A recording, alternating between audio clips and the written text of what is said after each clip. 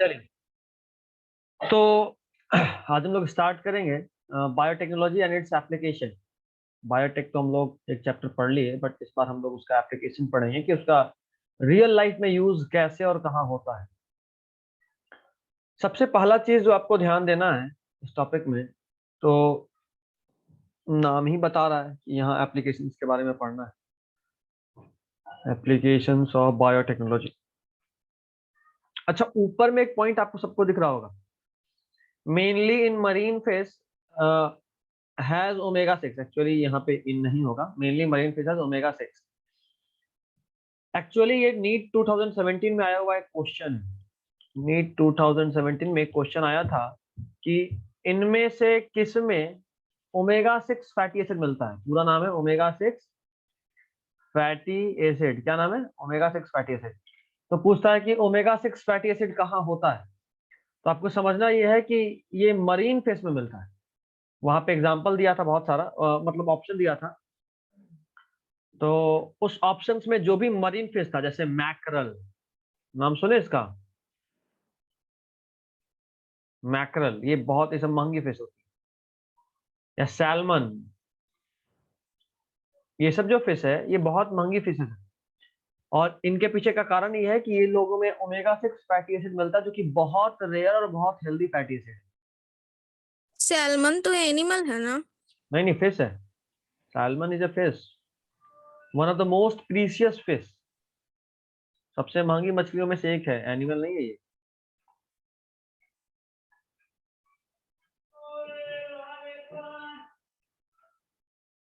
ठीक है, तो ये याद रखना है कि कोई भी मरीन फिश में क्या होता है, ओमेगा 6 फैटी एसिड। चलो अब टॉपिक पे आते हैं। टॉपिक पे जैसे ही आएंगे, सबसे पहले हमको बायोटेक का डेफिनेशन जानना होगा। सर रावस इसी को बोलते हैं ना, सैल्मन फिश को? किसको किसको? सैल्मन फिश को क्या बोलते हैं? रावस। स्पेलिंग बोलो, आवाज क्लियर नहीं है। आर RAWAS। रावस? हाँ। नहीं, ये नाम तुम नहीं सुने कभी सैल्मन के लिए। मे भी गूगल करके देख लेना, नाम तो अलग अलग जगह पे अलग अलग हो सकता है। चलो, तो सबसे पहले जीएमसी या जीएमपी क्या है। जीएमसी यानी जेनेटिकली मॉडिफाइड क्रॉप, और genetically modified crop is GMC. और जेनेटिकली मॉडिफाइड प्लांट, ये क्या है? जीएमपी। तो इस पूरे फील्ड में हम लोग या तो जेनेटिकली मॉडिफाइड क्रॉप बनाते हैं या जेनेटिकली मॉडिफाइड प्लांट बनाते हैं। ठीक है, और इन सबके पीछे जो हमारा मेन एम है वो ये कि आप उसके डीएनए में चेंज कर रहे हैं। डीएनए में चेंज इस तरीके से कर रहे हैं कि उससे जो भी प्रोडक्ट बन रहा है वो मेरे लिए यूजेबल है। उससे जो भी प्रोडक्ट बन रहा है वो मेरे लिए यूजेबल है। तो अगर वो मेरे लिए यूजेबल है तो ठीक है, फिर यूजेबल है तो फिर ठीक है, हम उसको यूज करेंगे। पहला ट्रांसजेनिक प्लांट। ट्रांसजेनिक यानी, ट्रांसजेनिक का मतलब होता है which has change in its DNA. पहला प्लांट जिसके डीएनए में हम लोग चेंज किए थे वो कौन था? माइक ऑन रखिए, माइक ऑन रखिए, डिस्कस करते रहिए। कौन था वो? टोबैको। टोबैको। उसी तरह फर्स्ट ट्रांसजेनिक एनिमल कौन था? सैल्मन। सैल्मन। यहाँ पे देखो लिखे रिच सोर्स ऑफ ओमेगा, ये ओमेगा का सिंबल है, ऐसा होता है। ऐसा नहीं, एक्चुअली में ऐसा ओमेगा 6 फैटी एसिड। और उसका जो मीट है, मछली का जो मांस है, उसको हम लोग यूज करते हैं। और उसके अलावा चूहा, चूहा को भी हम लोग पहली बार, आज तुम तो जान ही रहे हो, ये चीज बेसिक सा इंफॉर्मेशन है कि कोई भी इंफॉर्मेशन में हम लोग सबसे पहले चूहा को यूज करते हैं, है ना। तो जाहिर सा बात है, मछली के साथ साथ हम लोग चूहा भी पहला ट्रांसजेनिक किए थे। अब आपके सवाल दिमाग में एक सवाल आ रहा होगा कि आखिर हम लोग ट्रांसजेनिक प्लांट प्रोड्यूस ही क्यों करते हैं। What is the use of producing transgenic plants और प्रोडक्ट। तो उसका सिग्निफिकेंस देखते हैं, चीज क्लियर हो जाएगा खुद ब खुद कि क्या यूज है। सिग्निफिकेंस ऑफ ट्रांसजेनिक प्लांट्स, और उसका हम लोग जो भी फायदे का बात करेंगे वो नॉर्मल से कंपेयर करके करेंगे। मतलब हम बोल रहे हैं कि भाई एक सैल्मन नॉर्मल है और ये दूसरी जो है वो है ट्रांसजेनिक सैल्मन, ट्रांसजेनिक सैल्मन। तो हम बोलेंगे भाई ये मछली है, तो क्या ये मछली नहीं थी, ये भी थी। ये तैर सकती है, तो ये नहीं तैर सकती थी, ये भी तैर सकती थी। हम ये बात करेंगे जो इसमें है लेकिन इसमें नहीं था, तो समझ में आएगा कि डीएनए में चेंज करने से क्या अंतर हुआ, है ना। तो हम लोग कंपेयर करेंगे in comparison with normal plant. और अभी पहले प्लांट्स के बारे में जानते हैं। सबसे पहले हम लोग वो चेंज करते हैं, जाहिर सा बात है ये तो सबको आइडिया लग ही रहा होगा ना कि हम जो भी चेंज करेंगे उसमें हमारा ही फायदा होना है। हम अपना नुकसान के लिए तो कोई चेंज करेंगे नहीं। हम डायनासोर तो नहीं बनाएंगे कि हम ही को खा जाए, है ना।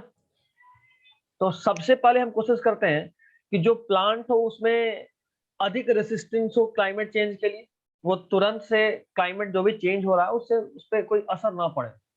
दूसरा, पेस्ट रेसिस्टेंस। पेस्ट किसको बोलते हैं? सर पेस्टिसाइड्स उसको क्या?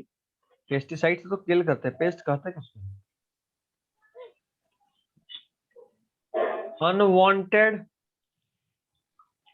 insects and animals which harm the crop, जो हमारे फसल को नुकसान पहुंचाते हैं वो अनवांटेड इंसेक्ट्स और एनिमल्स, उसको हम लोग बोलते हैं पेस्ट। उसी तरह एक और टर्म होता है वीड, सुनिए ना, इसके लिए हम लोग वीडीसाइड का यूज करते हैं। वीड्स अनवांटेड प्लांट्स होते हैं जो कि हमारे क्रॉप को नुकसान पहुंचाते हैं। अब बोलो सर प्लांट ही प्लांट को नुकसान कैसे पहुंचाएगा? तो मान ले ये तेरा खेत था, इसमें तो यहाँ पे धान उगाया है, ठीक है, और ये 4 धान के लिए तुम यहाँ पे 10 ग्राम फर्टिलाइजर डाले हो, ठीक। अब हुआ यूं कि चुपके से वहां पे बहुत सारा घास फूस उग गया, तो ये जो तुम 10 ग्राम फर्टिलाइजर डाले हो, ये 10 ग्राम तो ये घास फूस भी तो उठाएगा इसमें से कुछ पार्ट। तो जाहिर सा बात है कि जो हम प्लांट के लिए डाले थे उस प्लांट के लिए फर्टिलाइजर को यूज ये घास फूस भी कर रहा है, तो प्लांट को कम मिला, तो जाहिर सा बात है प्लांट का प्रोडक्टिविटी घट गया, ठीक है। तो weed are unwanted plants while pests are unwanted insects and animals which harm the crop. Getting my point or not? कोई दिक्कत तो बताइए। नहीं सर।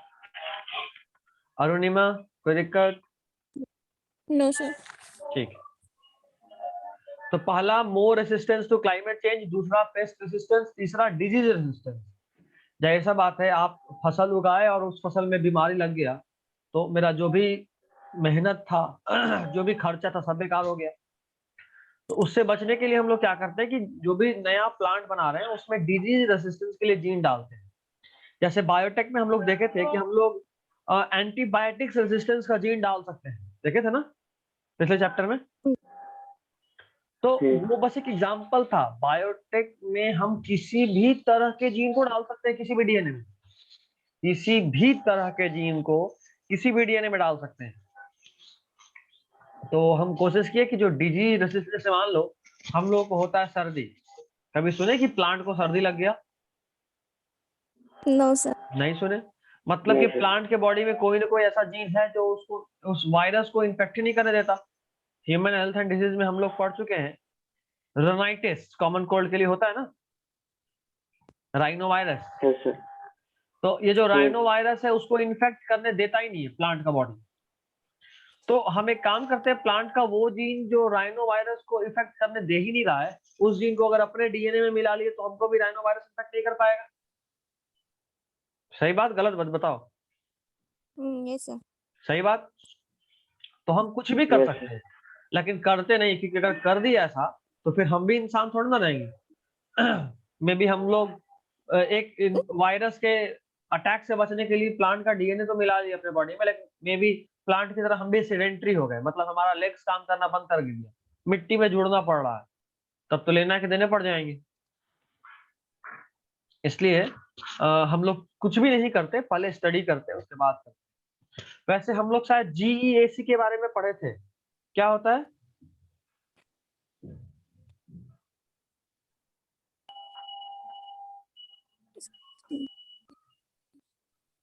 नहीं पढ़े हैं इसके बारे में?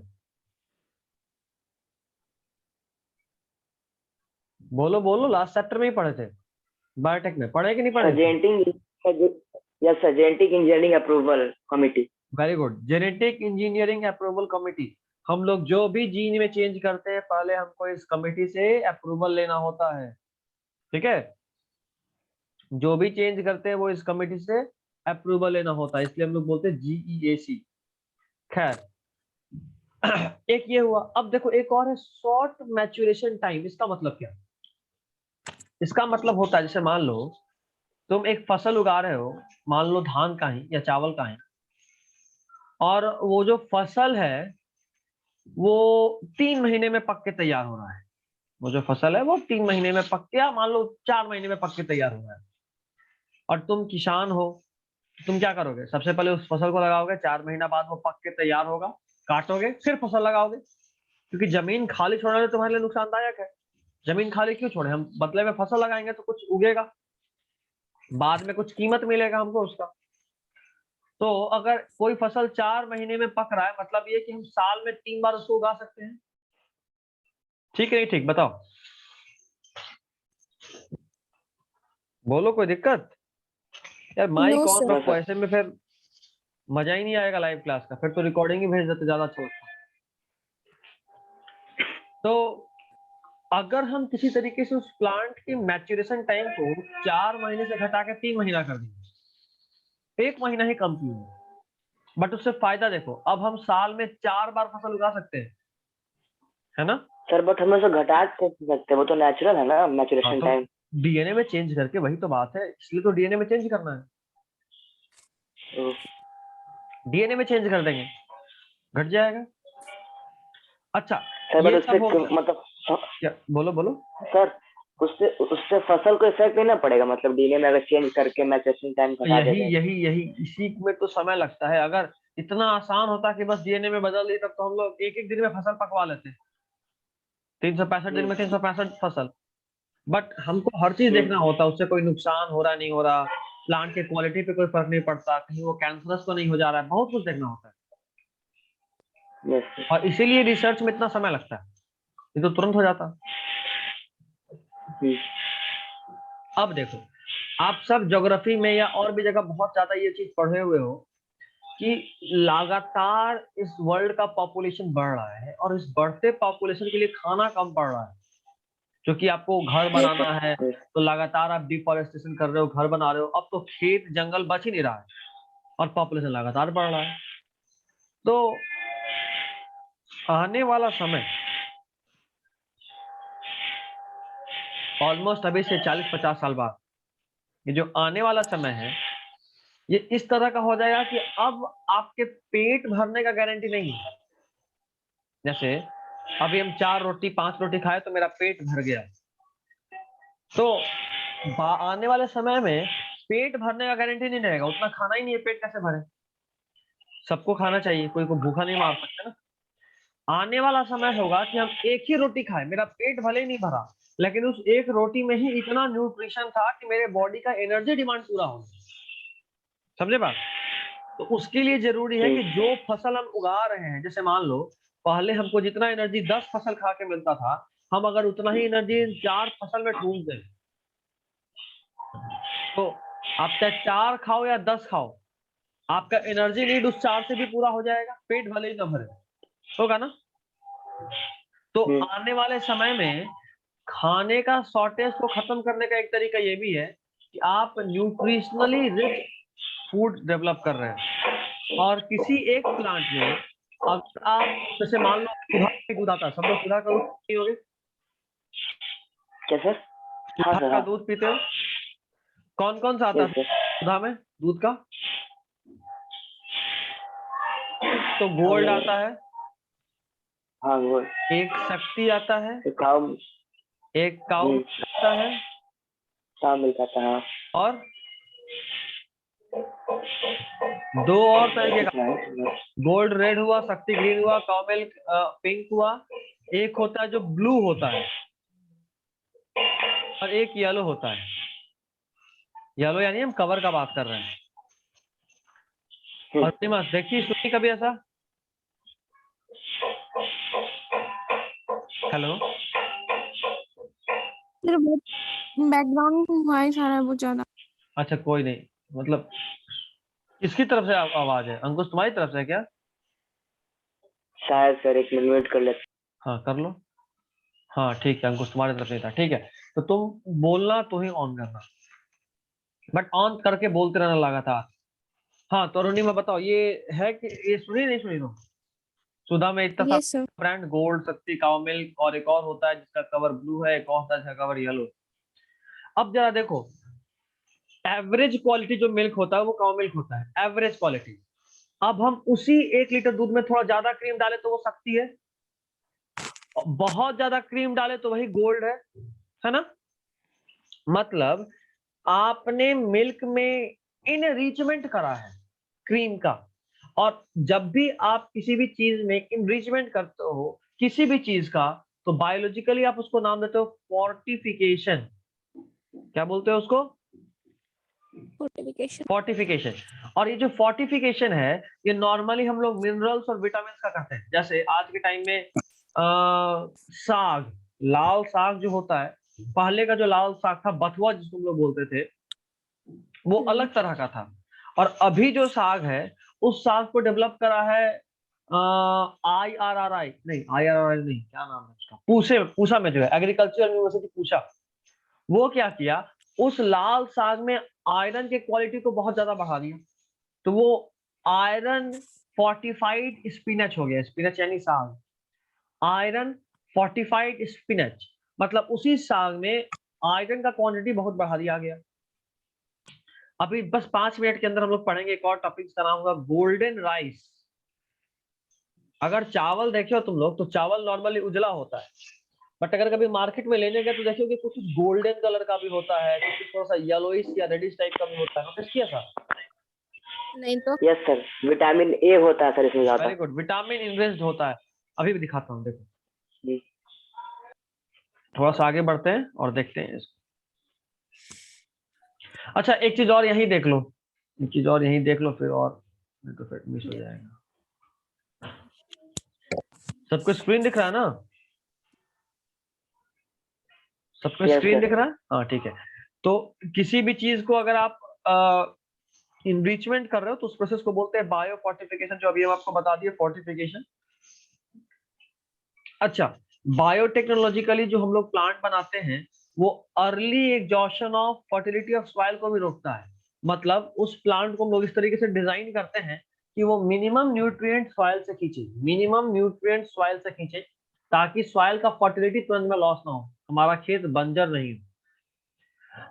जो लोग भी किसानी से या खेती से डायरेक्टली या इनडायरेक्टली जुड़े हैं, वो एक नाम जरूर सुने होंगे, बोलते भाई देखो ये नॉर्मल प्लांट है और ये हाइब्रिड प्लांट है। हाइब्रिड सुना सब टर्म?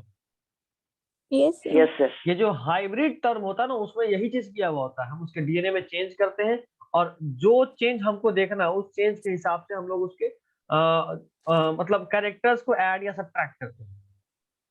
ठीक है, चलिए अब आते हैं गोल्डन राइस। उससे पहले टमाटर दिख गया, कोई नहीं, चलो टमाटर ही देख लेते हैं। अच्छा ये लाइन वापस एक्स्ट्रा दिख रहा है, बट याद रखिएगा, pro vitamin of vitamin A is beta carotene. Pro vitamin का मतलब होता है जो बीटा कैरोटीन है ना, यही बीटा कैरोटीन जब आपके लीवर में जाता है तो लीवर में कन्वर्ट हो जाता है किसमें? विटामिन ए में।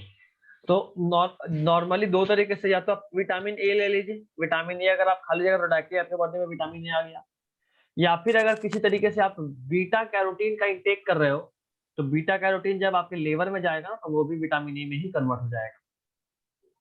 इस पे आपको एग्जांपल याद आ रहा है, काउ मिल्क और बफेलो मिल्क, ये सब लोग देखा है, गाय का दूध और भैंस का दूध यस सर। देखे हो पक्का? Yes sir. हाँ। जरा काउ मिल्क का कलर बताओ कैसा होता है, गाय का मिल्क दूध? वाइट। व्हाइट, यही वाइट देखो, होता है सर। काउ मिल्क हल्का येलोइश होता है, थोड़ा सा येलोइश होता है ऊपर। और बफेलो मिल्क कैसा होता है? येलोइश। वो पूरा वाइट होता है। पिंक। वो पूरा व्हाइट। Very good. थोड़ा सा पिंक। नहीं नहीं नहीं, पूरा व्हाइट।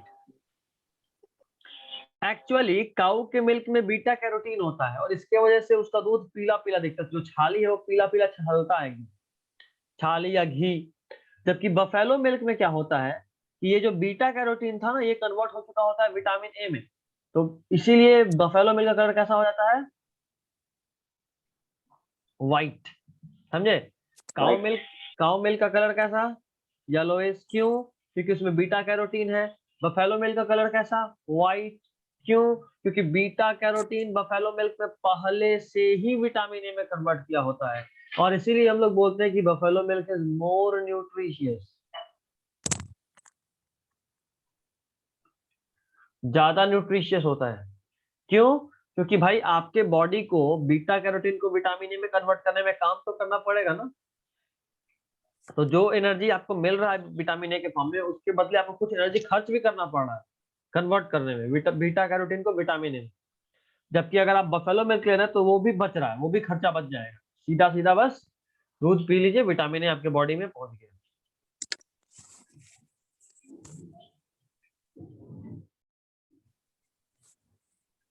चलिए अब नाम सुनिएगा, ये सब इंपॉर्टेंट है, बहुत इंपॉर्टेंट है। फ्लेवर सावर मिला, मिला क्या, दिख ही रहा होगा, FLAVR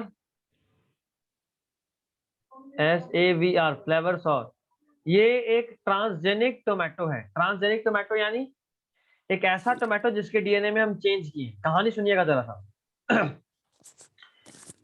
किसी भी फल को, या खासकर हम टोमेटो में बात करें तो उसको पकाने के लिए, टोमेटो दो तरह का, कच्चा हरा होता है और पका हुआ लाल होता है। नोटिस सब लोग किए, ये तो देखे ही होंगे ना, देखे नहीं देखे बताओ? Yes sir. हाँ सर। तो जो एंजाइम इसको पकाने के लिए रिस्पॉन्सिबल है उसका नाम है पॉलीगैलेक्टोरोनेज। क्या नाम है? पॉलीगैलेक्टोरोनेज। ठीक। अब ये जीन रिस्पॉन्सिबल है टमाटर को पकाने के लिए। तो हम लोग क्या कर किए इस फ्लेवर सॉर में, जो कि ट्रांसजेनिक टोमेटो था, जो जीन इस एंजाइम को कोड करके बना रहा था, हम उस जीन या एंजाइम को साइलेंस कर दिए। क्या कर दिए? साइलेंस। साइलेंस यानी जैसे मान लो ये था डीएनए इसका, इधर दिखा रहा हूं इस तरफ, किसका डीएनए बना रहे हैं? टोमेटो का। टोमेटो का। हाँ, टोमेटो में भी फ्लेवर सॉर, नॉर्मल टोमेटो नहीं, ट्रांसजेनिक टोमेटो। इस टोमेटो में मान लो ये वाला जो पार्ट था, ये कोड कर रहा था एंजाइम पॉलीगैलेक्टोरोनेज के लिए, ये वाला पार्ट। ठीक है। हम क्या किए कि फटाफट रिस्ट्रिक्शन एंडोन्यूक्लियस निकाले और इस पार्ट को काट के हटा दिए। ठीक, ये पूरा पार्ट ही हटा दिया हमने, और बदले में वहां पे कोई भी नॉर्मल सीक्वेंस जोड़ दी। मान लो ये ऐसे निकाला, इसको यहां जाके जोड़ दिया। तो अब बताओ, ये वाला पार्ट जो कि किसी एंजाइम को कोड नहीं कर रहा था, और ये वाला पार्ट एंजाइम को कोड कर रहा था, जो कोड कर रहा था उसको काट के निकाल दिया और यहाँ पे नॉन कोडिंग सीक्वेंस जोड़ दिए। तो जरा हमको बताइएगा, क्या अब इस टोमेटो प्लांट में पॉलीगैलेक्टोरोनेज बनेगा नहीं बनेगा? बताइए। नहीं बनेगा, जाहिर सा बात है, जो बना रहा था उसको तो हम काट के निकाल दिए, नहीं बनेगा। अब अगर नहीं बनेगा तो खुद ही बताओ, अगर नहीं बनेगा तो क्या वहां पे ये फसल पकेगा? मतलब जो हरा है वो कभी लाल में कन्वर्ट होगा प्लांट के अंदर? No sir. नहीं। अच्छा, इंडिया में जैसे प्याज वाज के बारे में तो न्यूज में खूब आता है, जरा कोई हमको बताएगा कि प्याज का सबसे बड़ा मंडी देश में कहाँ पे है?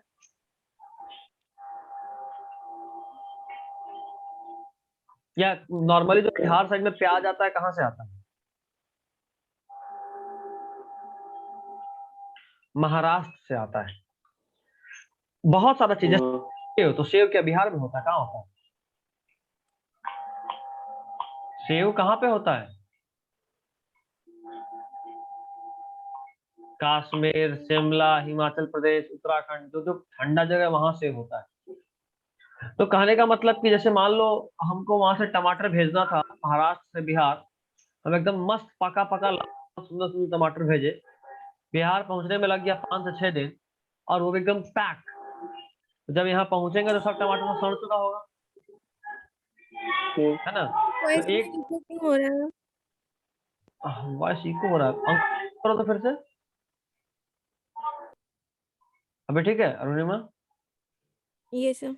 हाँ, तो ये जो टोमेटो आप लिए थे, ये टोमेटो आप महाराष्ट्र से खरीद के यहाँ भेजे। जैसे मान लो हम ही किसान है, एक तो हम वहां पे खरीदे, ऊपर से खर्चा करके ट्रक बुक करके लेके आए। अच्छा, ये सब तो मेन खर्चा, उसके अलावा रास्ता पर में पुलिस वाले को घूस भी देना पड़ता है ना। वो सेकेंडरी खर्चा। इतना खर्चा करके लेके आए, बिहार में लाए, उसको उतारे, ट्रक को अनलोड करे, और उसके बाद खोले तो देख रहे सब टमाटर सड़ा हुआ है। तो सबसे बड़े बुड़बक हम ही निकले। तो हम क्या कोशिश किए कि भाई वहां अगली बार से याद करेंगे कि तो कोशिश करेंगे कि भाई भाई कच्चा कच्चा टमाटर दे, यहाँ पहुंचते पहुंचते पके। अच्छा, एक और बात, मान ले कि यहाँ पहुंचने के बाद नहीं भी सड़ा है, फिर भी क्या बिहार पहुंचने के साथ एक दिन में सारा टमाटर बिक जाएगा? कम से कम तो नो सर। 5-7 दिन यहाँ बेचने में भी लगेगा एक ट्रक टमाटर। तब तक में तो कम से कम आधा वेस्ट ही हो जाएगा, फिर तो बहुत लॉस हो गया ना। तो इसीलिए हम लोग फ्लेवर सॉर को उगाना शुरू किए, जो कि पकता ही नहीं जल्दी। जब तक पेड़ में रहेगा तब तक तो एकदम नहीं पकेगा। वहां से तोड़ के निकाले, तोड़ के निकालने के बाद जब रास्ता में ला रहे, तो टूटने के बाद अब पकेगा। तो टूटने के बाद अब पका, तो रास्ता पर में पकना शुरू हुआ, बिहार में पहुंचते पहुंचते में जब तक मैं बिका तब तक मैं टोटल पक चुका था। तो मेरा एकदम जो लॉस है वो मिनिमाइज हो गया ना। तो ये करते हैं हम लोग।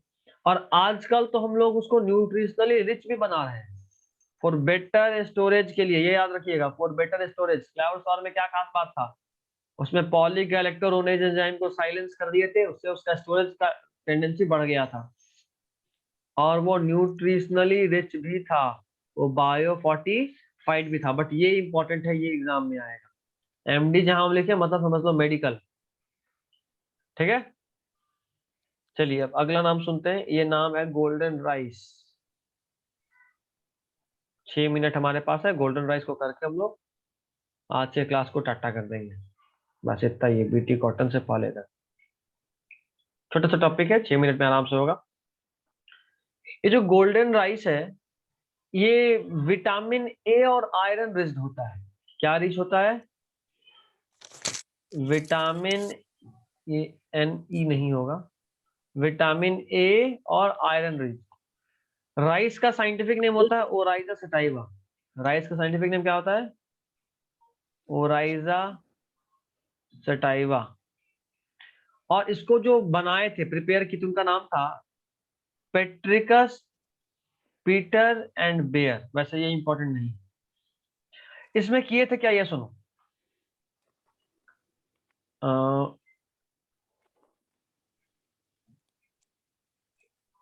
अभी ठीक है। इसमें किए थे कि जो जीन सिंथेसाइज करता है beta carotene, beta carotene, right सा बात है, बताए थे कि ये प्रीकर्सर है किसका? ये किसका प्रीकर्सर है बीटा कैरोटीन? बोलो, एकदम स्टार्टिंग में बताया था बच्चा, विटामिन ए का, येलोइश। विटामिन हाँ, ए का विटामिन यू कन्वर्ट। प्रीकर्सर है, मतलब उसके पहले का फॉर्म। ठीक है, तो ये जो बीटा कैरोटीन था, इसका जीन हम लोग निकाले गार्डन डैफोडिल से। ये सब पूछता है कहाँ से निकाले, किसमें डाले, कहाँ से निकाले थे बीटा कैरोटीन का जीन? Garden daffodil. कहाँ से निकाले? Garden daffodil.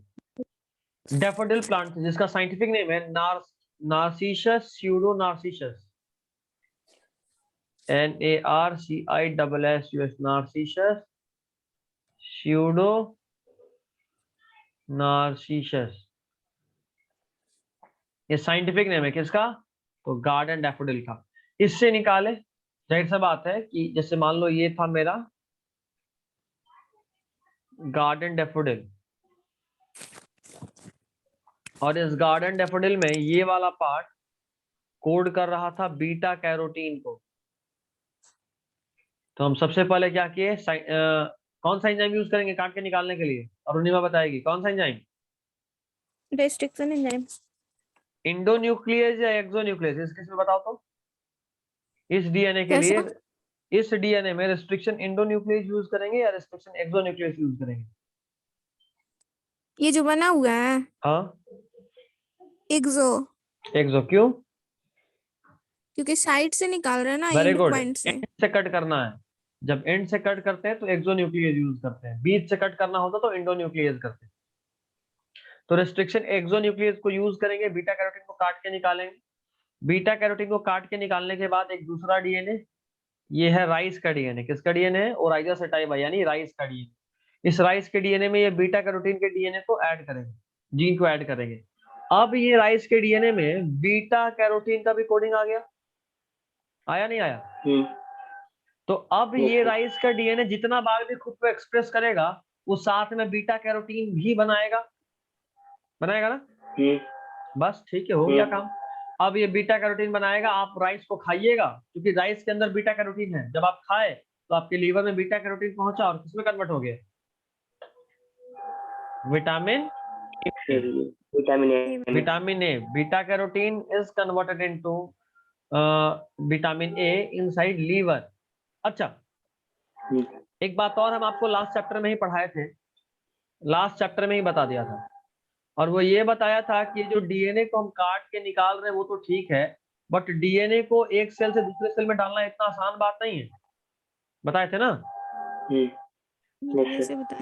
किसी ना किसी वेक्टर के थ्रू डालना पड़ता है, किसी ना हाँ। किसी वेक्टर के थ्रू। ऑटोमेटिकली ये नहीं जाता कि ये निकला भाई डैफोडिल से और हम चुपचाप सेलो टेप निकाले और जीन को चिपका दिया राइस में, नॉट पॉसिबल। तो जिसके थ्रू पहुंचाते हैं उसका नाम क्या है? Cloning vector. वेक्टर या क्लोनिंग वेक्टर। तो इस केस में जो वेक्टर यूज किए थे उसका नाम था एग्रोबैक्टीरियम ट्यूमिफिसेंस। बात किए थे, याद आ रहा है? लास्ट चैप्टर में भी बात किए थे, नेचुरल जेनेटिक इंजीनियर बोलते थे, ठीक है? तो चलिए, I guess this is all for today. Vitamin, अच्छा एक और बात याद रखिएगा यहाँ पे, इस राइस को गोल्डन राइस इसलिए बोलते थे क्योंकि जब बीटा कैरोटीन इनरिच्ड हुआ ना तो उसका कलर गोल्डन हो गया। और ये उतना ज्यादा चला नहीं, क्योंकि लोगों को, जैसे हमको आदत है कि उजला रंग का चावल खाएं या दाल। हिंदू कल्चर में जब किसी का डेथ होता है तो सब्जी में हल्दी ये सब नहीं डाला जाता, तो दाल या चावल या जो कुछ भी बना जिसमें हल्दी नहीं डाला रहा है तो देखने में बड़ा अजीब लगता है। टेस्ट में कोई खास फर्क नहीं है, टेस्ट तो सेम ही है, दाल तो दाल ही होता है, लेकिन चूंकि हल्दी नहीं डाले तो उसका कलर अलग है। जो हमको येलो दाल पीने की आदत है, अगर उसका कलर अलग है तो हमको अजीब लगता है।